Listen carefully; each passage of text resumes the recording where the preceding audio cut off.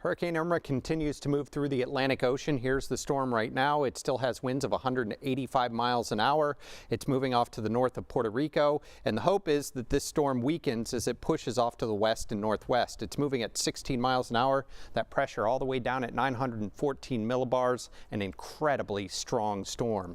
Now, as far as our forecast on this storm, hopefully we start to see some land interaction as it moves over toward Cuba and South Florida. We're going to have to watch that very closely.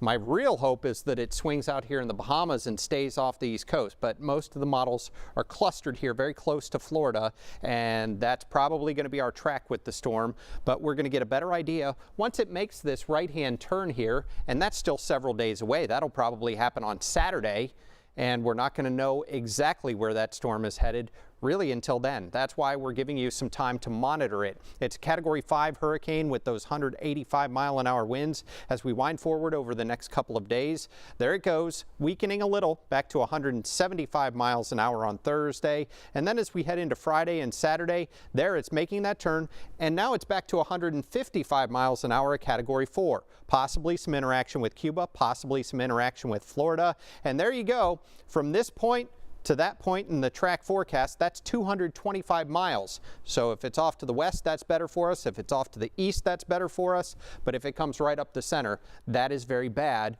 But at least we're hoping that it weakens to a Category 3 or less storm, lessening the impacts here. The GFS and the European model are very close together, and there they are in the Bahamas or close to Cuba as we go into Friday, and then on Saturday, very close to Cuba, starting to move up towards South Florida.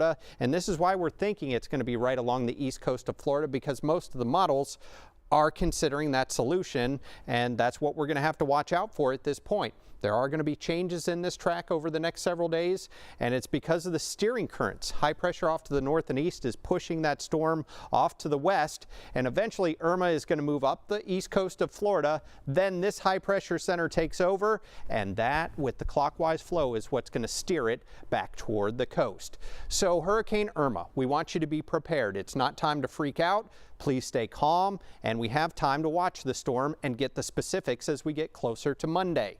Have your family plan, your supply kit, and also clean up your yard. Make sure you trim the trees, get those branches out of the trees if there are any loose. The next 3 days here, it's going to be gorgeous. Lower humidity, lots of sunshine Thursday, Friday, even Saturday. So that gives us time to prepare the outdoors, and it gives us time to watch the storm. If it does make its way here to the low country, it's going to be very close. That'll be Monday. So we'll bring you more updates as they become available, and try to enjoy your day and get prepared for Irma to head our way.